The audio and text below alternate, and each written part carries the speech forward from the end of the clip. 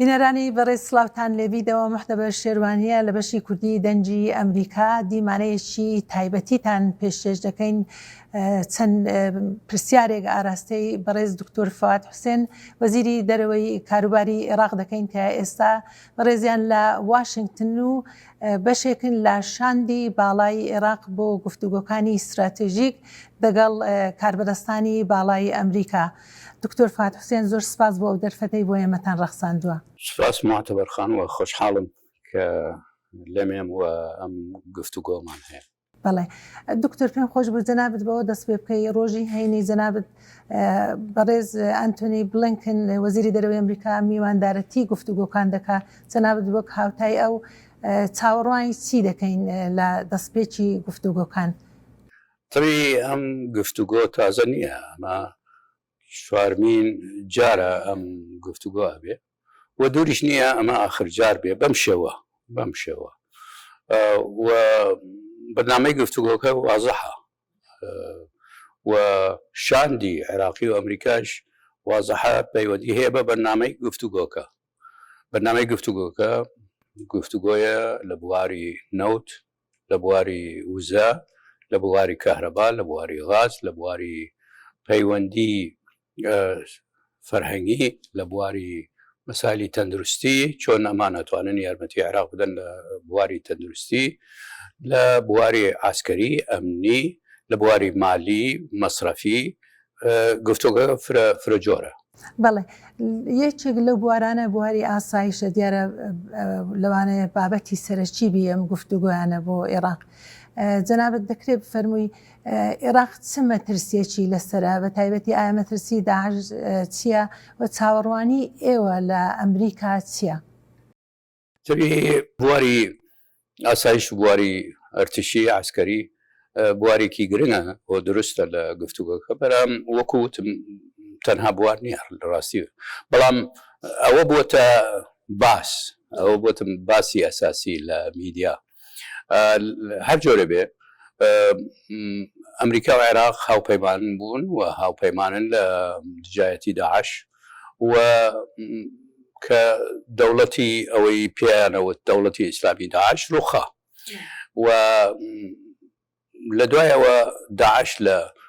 ڕێکخراوێک کە صاحب دەوڵەت بوو بۆ ڕێکخراوێکی تەرۆریستی. پرسیار ئەوەیە لە عێراق و لە کۆمەڵگای نێودەوڵەتی ئایا داعش وجودی هەیە و ئەگەر هەیە چەنە و ئەگەر چۆن خەتەرە لەسەر عێراق و لەسەر ناوچەکە و لەسەر دنیای دەرەوە. دیارە ئەم پرسیارە لەلایەن ئێمە و لەلایەن کەسانی تریش وڵاتانی تر بۆ چونکە داعش خەتەر بوو بۆ هەموو مەنتقەکە بۆ ئاشتی لە دنیاش لە واقع هاوکاری بەرامبەر داعش ئەمێنێ، بەڵام چۆن ئەمێنێ؟ عەجەبە ئەو لەشکرەی ئەمریکی کە لەوێ بوو پێویستە بمێنێ یا محتاجین بۆ یارمەتی ئەمریکا بە شێوەیەکی تر. دیارە لە عێراق ئەو باسە کراوە و ئەو باسیشە لەگەڵ ئەمریکیەکان کراوە. شێوەی وجودی ئەمریکی لە عێراق بەو شێوە نامێنێکەوە وەکو جاران بوو. پرسیارەوەیە چی ئەگۆڕێ؟ لەم کۆبوونەوە باسی ئەوە ئەەکەین هێزی شەڕکەری ئەمریکا پێویست ناکەیستە لەم قۆناغە لە عێراق بێ. ئەمجا بە تەسەوری من ئەگەینە ئەو اتفاقە لە ڕۆژی جومعە و ئەو وەختە ئەلانی شاکرێت کە هێزی شەڕکەری عێراق باسی هێزی شەڕکەرەکەم نامێنێ، بەڵام ئەمریکا عەفوەن لە عێراق، بەڵام ئینجا چۆن نامێنێ کەی دەراچن ئەوە پەیوەندی هەیە بە جەدوەلێک دانرێ کات دانرێ، هەردوو لە اتفاق لەسەریەکەین و مەسائلی فەنی و ئەو شتانەش کە پەیوەندی هەیە بە ئاسایش و بە عسکەر تیمێکی فەنیمان هەیە لەمێ ئەوانە لەگەڵ ئەمریکیەکان ئەگەن اتفاق و ئەو مەسەلە وابزانم ڕۆژی جومعە اتفاق لەسەر ئەکرێ. بەڵێ دکتۆر فواد حوسێن خۆتان دەزان کە ئەمریکا تا کۆتایی مانجی 8 هێزەکانی بە تەواوەتی لە ئەفغانستان دەچێشیتەوە، هەر لەوێ ساوەڕ و مەترسی هەیە بە تایبەتی کە تاالبان پێشڕەویشی هەبووە هێندێک شوێنی کەوتۆتە دەستی. ئەمە چ کاریگەری بەسەر عێراقەوە دەبێتن لە ڕوانگەی ئەوەی کە ئەمریکا هێزەکانی لەوێ و جەنابیشت باس کرد کە هێزی شەرکەری نامێنی چ مەترسیەک بۆ عێراق هەیە یانی ظروفی عێراق جودایە لە ظروفی ئەفغانستان هو واقع بەڵام لەگەڵەوەش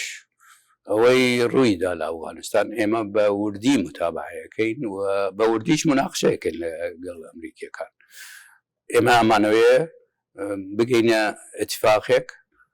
هەم ئاسایش لە عێراق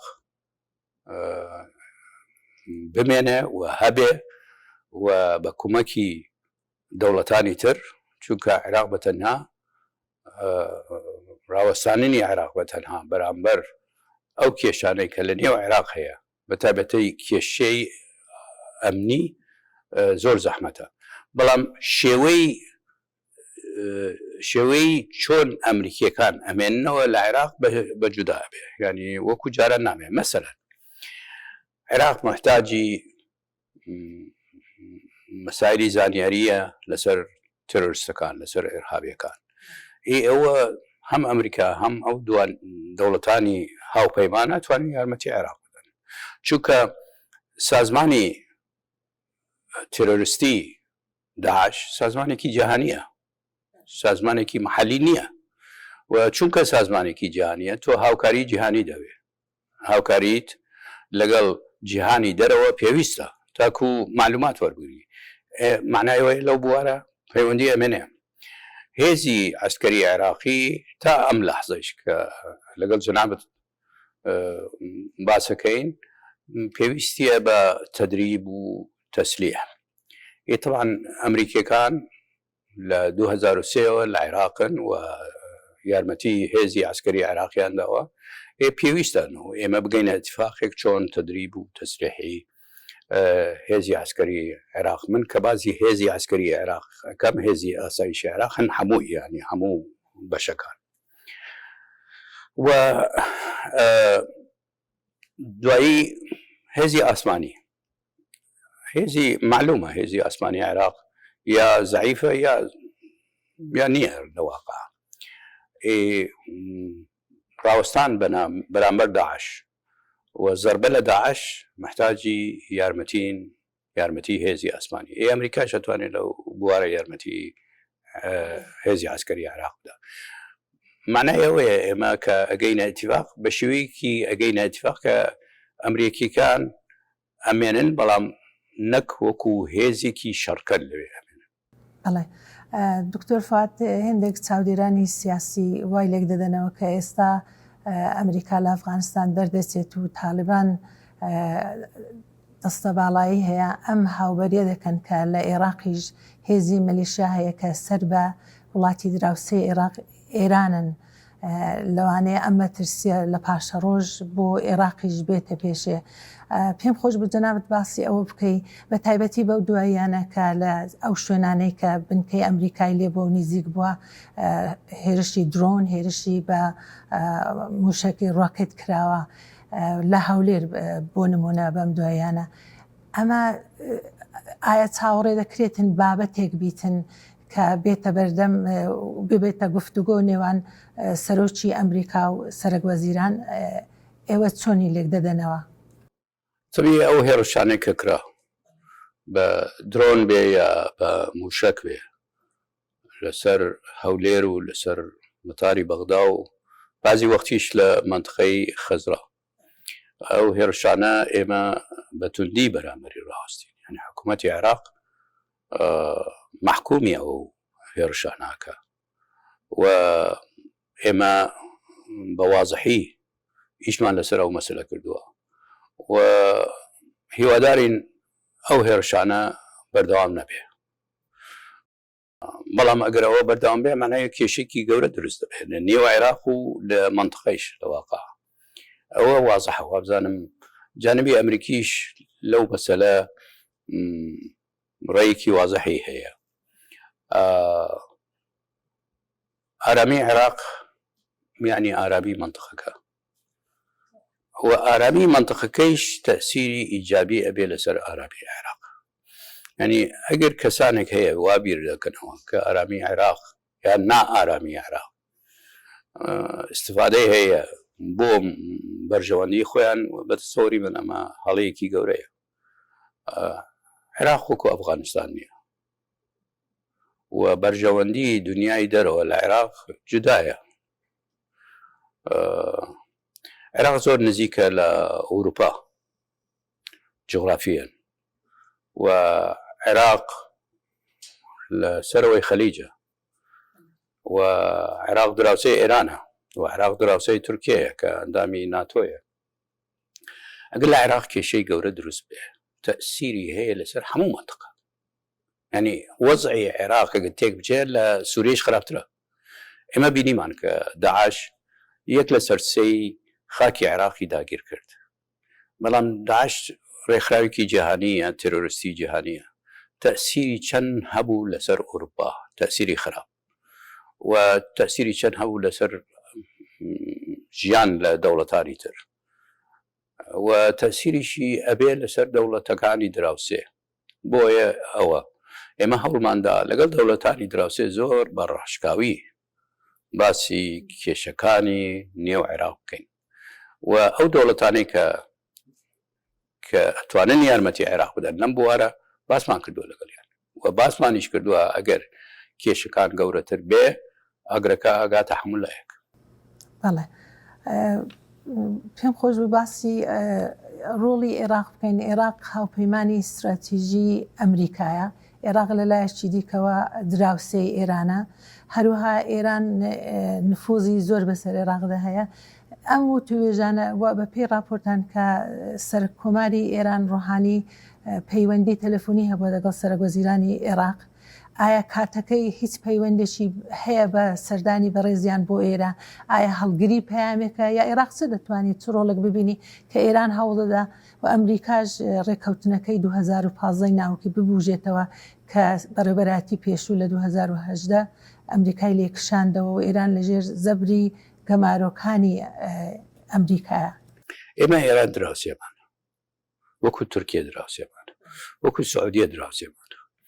دراوسەی ترمانش هەیە وەکو کووەیت و ئەردن و سووریە. ئیشی ئەماوەیە پەیوەندیمان باش بێ لەگەڵ دراوسەکان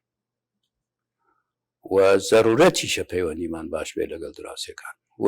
تۆ ناتوانانی لە دراوسەی خۆت ڕابکەی. ئێران جغرافیای عێراق و ئێران پێکەوەیە، فەرهەنگی عێراق و ئێران نزیکن لە ئێران، دینی و مەزاهبی کە لە عێراق هەیە لە ئێرانیش هەیە، قەومیات کە لە عێراق هەیە لە ئێرانیش هەیە، هەردووکی دەوڵەتی ناوتین. لەگەڵ ئێران کۆمەڵێک مەسائلمان هەیە کە هاوبەشی، بەڵام بعضی مەسائلیش هەیە کە لە بینی دوو دراوسێ پێویستە بە باشی باس بکرێ و حەل بکرێ. وەکو لەگەڵ تورکیەش هەروە. بەڵام ئەمریکا زۆر دوورە لە عێراق، بەڵام ئەمریکا هاوپەیمانی عێراقە. پەیوەندی ئەمریکا و عێراق جودایە لە پەیوەندی ئەمریکا و ئێران. بەرژەوەندی عێراق لەوەیە کە پەیوەندی باشی هەبێ لەگەڵ دەوڵەتەکانی دراوسێ و لەم واقعیستە باسی ئێرانەکەین و لەگەڵ تورکیەش بێجگە لەگەڵ دەوڵەتانی کەنداو. بەڵام عێراق پێویستە پەیوەندیەکی باشی هەبێ لەگەڵ ئەمریکا و دەوڵەتانی هاوپەیمان.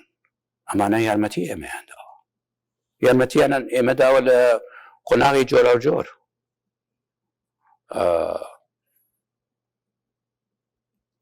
لە شەڕی داعش دەوری سەرەکییان بینیوە،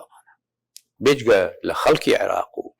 لەشکری عێراق و پێشمەرگەی عێراق و حەشی شعبی عێراق و پۆلیسی عێراق و ئاسایشی عێراق. بەڵام هاوپەیمانەی دەورێکی گەورەی بینیە و ئەوەی سەرکردەی هاوپەیمانیە ئەمریکایە. بەرژەوەندی عێراق ئەوە دەخوازێ کە ئێمە بەڵەنسێکەمان هەبێ نێوان پەیوەندی لەگەڵ دەوڵەتەکانی دراوسێ و لەگەڵ دنیای دەرەوە، بەتایبەتی دنیای غەرب بە سەرۆکایەتی ئەمریکا. بەڵێ جەنابەت چەند جار باسی تورکیات کرد پێم خۆشە لەو بارەش پرسیار بکەم بەڵام دوا پرسیار لەسەر ئێرانەوە بووکە بەم دوایانە کاربەدەستانی عێراق گلەیان کرد ئێرانیان تاوانبار کردکەوەی بەوەی کە ڕادەی ئاوەکانی ڕووبارەکانی کە هاوبەشن کەم کردوتەوە ئەمە کاریگەری هەبووە لەسەر ئەگە بڵێن ژیانێکی خەڵک بۆ ژیانی وەرزێری و ئەوانە ئایا جەنابەت وەکو وەزیری دەرەوەی عێراق ئەم بابەتتان لەگەڵ ئێران باس کردوویان نا ئێمە کە باسی کۆمەڵی مەشاکلەکەین کە هەیە وەکوتم لەگەڵ دراوسێکان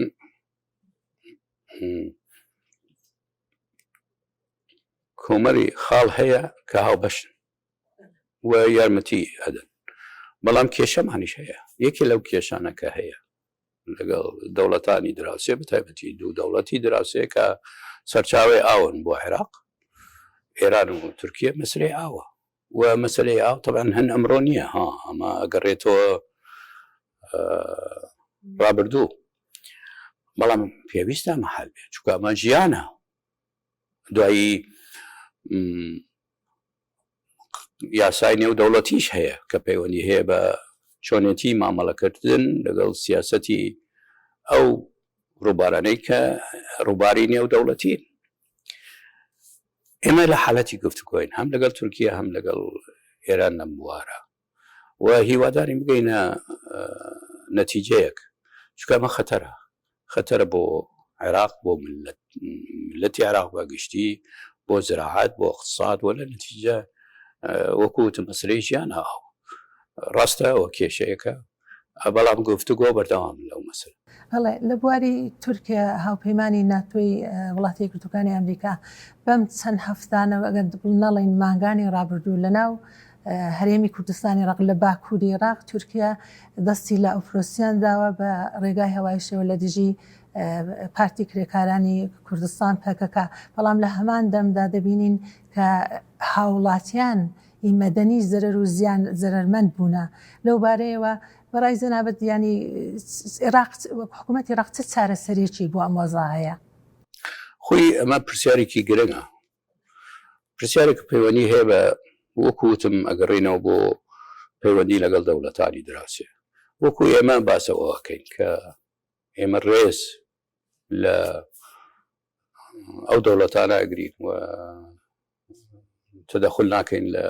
کاروباری نێوخۆ واجبە ئەو لایش تدەخل نەکەن لە کاروباری ناو بەڵام مەسلەی تورکیا و بعضی وەخت هێرشی لەشکری تورکیا لەسەر عێراق و لەسەر کوردستانی عێراق پەیوەندی هەیە بە دوو تشتەوە یەک ئەمە تورکەکان و ئەڵێن ئەکە پێکەکەی و حزبی کرێکارانی کوردستان شەرکەرەکانیان لەوێن و لە کوردستانی عێراق لەوەقع ئێمە پابەدین بە دستوری عێراق یعنی من وەکو وەزیری خارجیە و هەر کەسێک مەسئولی عێراقی بێ پابەندە بە دستوری عێراق دستوری عێراق بابزانین چیاڵێ دستوری عێراق ئەڵێ ناکرێ هیچ هێزێک کە لەسەر خاکی عێراقە بێگانەیە هێرش بکاتە سەر دەوڵەتی دراوسێ ینی خاکی عێراق بەکاربێنێ بۆ هێرشکردن لەسەر دەوڵەتێکی دراوسێ ئەمە دستوری عێراق باشە ئێمە خۆمان ئەڵێن ئێمە پابەندین بە دستور بەڵام هێزی پێکەکە لە وجودی هەیە لە شاخەکانی کوردستانی عێراق ئەمە واقعەکە ئەمە تورکەکان ئەو مەسەلە دێننە پێشەوە بەڵام لە هەمان حاڵ ئەم مەسەلە مەسلەیەکی ئەمڕۆ نییە پەیوەندی هەیە بە مێژوو بە یعنی هیچ اتفاقێک نییە بینی عێراق و تورکیا اتفاقێکی دۆقۆڵی کە ڕێگە بدا بە هێزی تورکیا بێتە ژوورەوە بعضی کەس باسی پەیمانێکەکەن على ئەساس لە زمانی خۆی ساڵی هەشتا هەبووە نێوان حکوومەتی عێراق و تورکیا و لەسەر بنەمای ئەو پەیمانە تورکیا مافی هەیە بێتە ژوورە لەواقع من خۆم ئەو مەسەلە دراست بکرد و ئەبیرم نە پەیمان هەیە مەحزەرێکی کۆبوونەوەیە نێوان تارق عزیز ئەو وەختە وەزیری دەرەوە بووە لەگەڵ وەزیری دەرەوەی تورکیا ئەو وەختە ئەو مەحسەرە باسی ئەوەکە کە هێزی عسکەری تورکی حەقی هەیە بچێتەوە ناو خاکی عێراق بۆ 5 کیلومتر لەوە زیاتر نا و 72 ساعت لەوێ بمێنێ و دوایی بکێشنەوە و پێش بڕۆنە ناو خاکی عێراق پێویستە حکوومەتی بەغدای ئەو وەختە تەوان ئاگدار بێ لە هاتنی هێزی لەشکری تورکی و ئەم مەحزەب جەلسە کە هەیە بۆ ماوەی 1 ساڵە ینی ساڵەکە تەواوە ئێمە باسی کە یەکەین باسی ساڵی 80 ئەمە دیژی کێ بووە ئەو وەختە پێکەکە هەر نەبوو پێکەکە وەکو تەنزیمی سیاسی هەبوو پێکەکە شەڕی چەکداری لە 1984 ئەعلان کرد ئەو وەختە پێشمەرگەی پارتی دیموکراتی کوردستان لەوێ بوو ئەمە زودی کوردی عێراق بووە ئەسڵان بە هاوکاری بێ ئەو مەحزەرە هەیە هیچی تر نییە ئیزەن معنای ئەوەیە ئەم مەسەلە نابێ بەم شێوە هەڵبێ پێویستە لەگەڵ تورکیا دانیشتن هەبێەوە دانیشتنیش هەیە و بگەینە نەتیجەیەک لە مەسەلە بگەینە نەتیجەیەک لە مەسەلە ئەوەی معلومە ئەنەهۆ عێراق ئیمانی نییە بە هێز بەرامبەر هێزێکی تر ڕاوەستێ و توانایشی نییە ینی عێراق ئیمانی نییە بە چەک و هەن بچێتە سەر هێزێکە لە هەن بەڵام پێویستە پێکەکەیش ئەم حساباتە بکە بۆ وەزای عێراقی و بە وەزای کوردستانی عێراقیش ینی کوردستانی عێراق بەشێکە لە عێراق و بەشێکە ناسراوە بە گوێرەی دستوری عێراق کیانێکی فیدرالیە و وجودی پێکەکە لە کوردستانی عێراق کێشەیش بۆ هەرێمی کوردستانی عێراق دروست کردووە ئەمە واقعەکە ئەم مناقشەی عەقلانیە پێویستە بکرێ و لەگەڵ تورکەکانیش ئێمە ئەجزای ئەمنی بێ ئەجزای مخابراتی بێ ئەجزای عسکەری بێ لە سەر ئاستی وەزیرانی دەرەوە بێ ئێمە هەم باسە ناکەین واقعەکە معقەترە بەڵام بەهێز هەل نابێ ئەوە واقع یعنی بەکارهێنانی هێزی لەشکری لە نێو عێراق ئەمە حەلی مشکلەکە ناکە ئەمە حەلی مەسەلەکە ناکە و بۆ ئەوە ئەم باسانە ئێمە بە ڕاشکاوی لەگەڵ تورکەکان قساکەین و کۆمەڵێک تیم هەیە لەسەر ئەو مەسەلەی شکل بەڵێ دوا پرسیار پێم خۆش بوو دکتۆر فات باسی هەڵبژاردنەکانی عێراق بکەین کە بوو دەیمانجی دەدانراون ئەم هەڵبژاردنانە ئایا بەڕێوە دەچن بە تایبەتی لە هەفتەکەی ڕابردوو گوێمان لێ بوو کە مقتەدا سەدر ڕایگەیاند کە لە حکوومەت دەچێتەوە بەشداری ناکە بەڵام ئەگەر عێراق بەردەوام بێتن لە هەڵبژاردنەکان بە ئەنجام بدرێن چ جۆرە یارمەتێکی لە وڵاتە یەکگرتووەکانی ئەمریکا دەوێت لە نەزەر دراوی لە نەزەر پشتیوانی معنەوی چی دەوێت؟ تەبیعی تا ئێستا وەکو ئەو پلانەی کە هەبوو پلانەکە جێبەجێەکرێت دەربارەی هەڵبژاردن یعنی هەموو شتێک هەیە ئێستا نازەڕ ئەگەر وەزعی ئاسایشی عێراق خوانەکران تێک بچێ ئەوە جیاوازە بەڵام تا ئێستا هیچ بڕیارێک نییە کە هەڵبژاردن دوا بخرێ یا نەکرێ و ئیش ئەکرێ بۆ هەڵبژاردن لە 10 ئۆکتۆبەر ئەمساڵ ئەمریکا چی کرد و دەوڵەتانی دەرەوە چیان کرد بۆ هەڵبژاردن ئێمە نامەیەکمان نووسی بۆ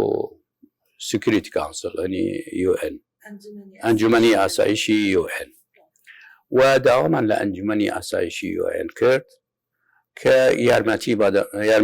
بدەن لە ئەنجامدانی هەڵبژاردن لە عێراق و داوامان کرد کە مراقبین بنێرن بۆ هەڵبژاردن بۆ بەشدار بن و چاودێر بن لە پرۆسەی هەڵبژاردن یعنی نەک ڕۆژی هەڵبژاردن بەس لە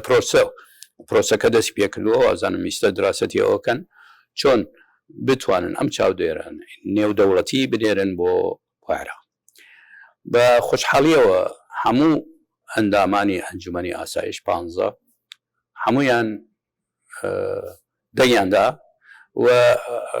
لە ڕاستیش بڵێن طبعا ئەمریکا دەورێکی باڵای بینی لەو مەسەلە بەڵام پەیوەندیمان کرد لەگەڵ رووسیا لەگەڵ سین لەگەڵ دەوڵەتانی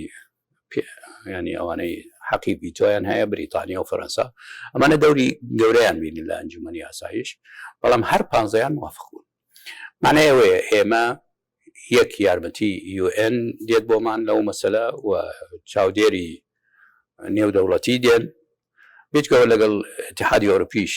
ئەم مەسەلە باسمان کرد من خۆم چووم کۆبنەوە بوو لەگەڵ 27 وەزیری دەرەوەی اتحادی ئەوروپی یەکێتی ئەوروپا ئەوانیش ئامادەن چاودێر بنێرن معنی ئەوەیە پرۆسەی هەڵبژاردن بەڕێوەیە و هەڵبژاردننی شەبێ بە یارمەتی زۆر لە دەوڵەتانی دنیا لە نێوانە ئەمریکا